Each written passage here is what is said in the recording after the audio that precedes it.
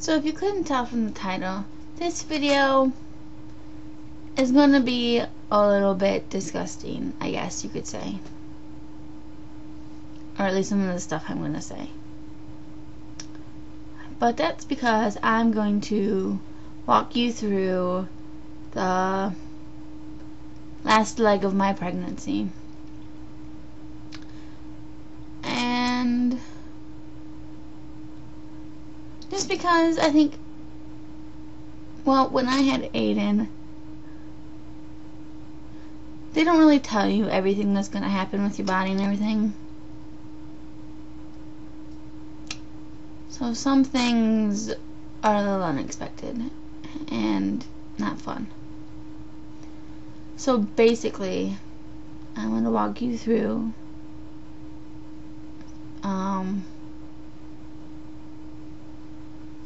from the night before I went into labor to a couple weeks after I had Aiden. So here it goes.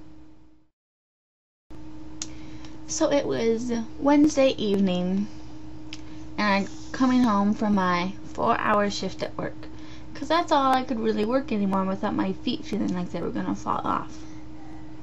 Because I was carrying 7 extra pounds with me. And I told my mom that my back kind of hurt. And usually from working, my back doesn't really hurt. Ever. Unless I work like a 10-hour shift, 9.5, 10-hour shift. And I thought it was weird, but I didn't think anything of it. I was just, oh, it's just another back pain, you know. I'll get over it. I'll sleep on it and it'll be fine in the morning. I wake up the next morning at 6 a.m. Not by choice. I had a pain in my stomach.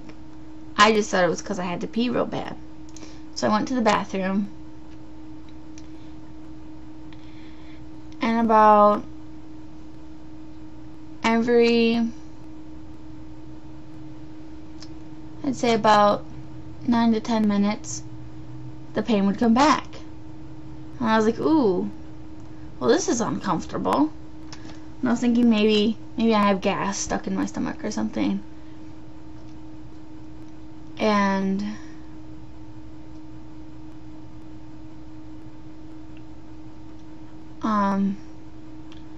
I sat on the couch and I was talking to my mom, and we thought I was starting my labor, which was exciting for me, but I didn't want to get too excited because I didn't want it to be, you know, well, it's called fake labor, but not really, because you get the contractions and you get the pain feeling, but nothing comes of it. It's just, you just have contractions randomly. And so I didn't want to get too excited that, oh, I'm gonna have Aiden soon, and so I was trying to stay calm. And this was way before my mom goes to work at 9 o'clock, so this was way before then. And my dad came down, and we told him about it, and he went to work. And my mom left for work at 9, I think only for a couple hours till about, like, I don't even think she went to work. Because then I called Jessica, my best friend, who was my labor coach buddy thing, and I think 10, and my mom was still there. So my mom must not have gone to work. And she came over and pretty much hung out for a couple hours. The contractions didn't get any closer together, but still, it's a really annoying pain that you'd much rather do without. So I started walking in circles around my kitchen and living room, because I was told, you know, walking will help move you along with your contractions and stuff. So I was just walking and stuff, and Jessica was laughing at me, and we were having a good old time. And my mom was looking up on the internet the difference between Braxton Hicks contractions, the fake contractions, not really fake, and real labor contractions. And they said if you walk and the pain goes away, they're Braxton Hicks contractions. And mine didn't go away.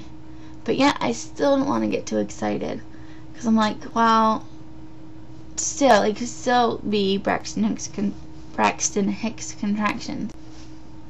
So they ended up getting about 6 to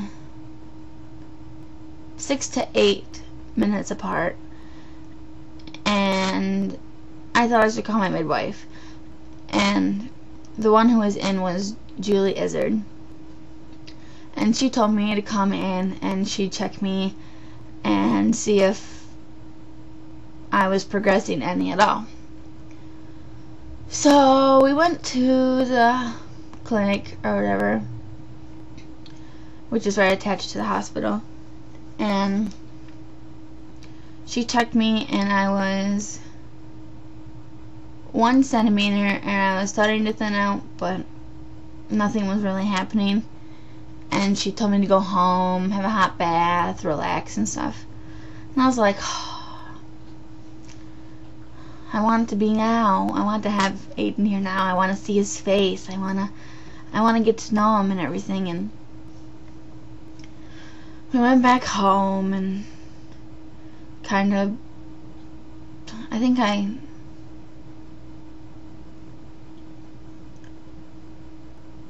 just paced more and watched some TV and stuff, and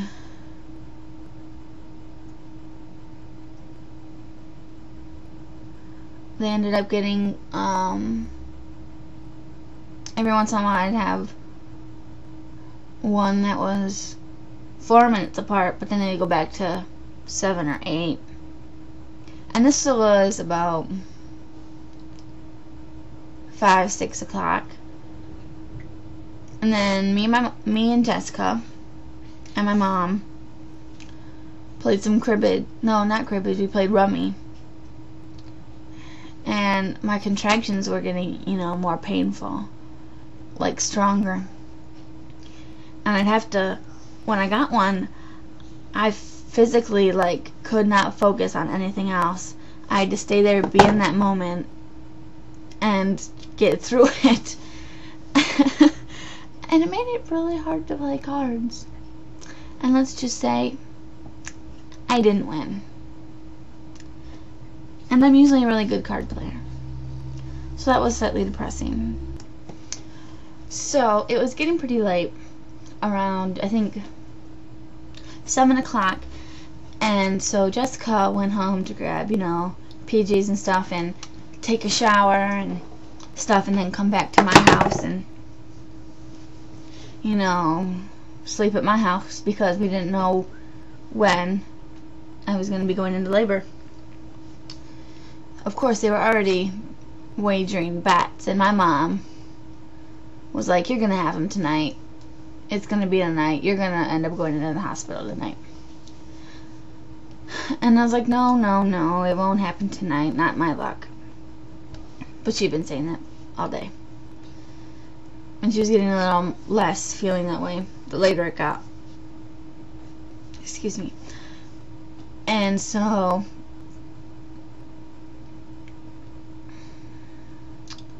it was about 10 o'clock, and my parents and my sister went up to bed.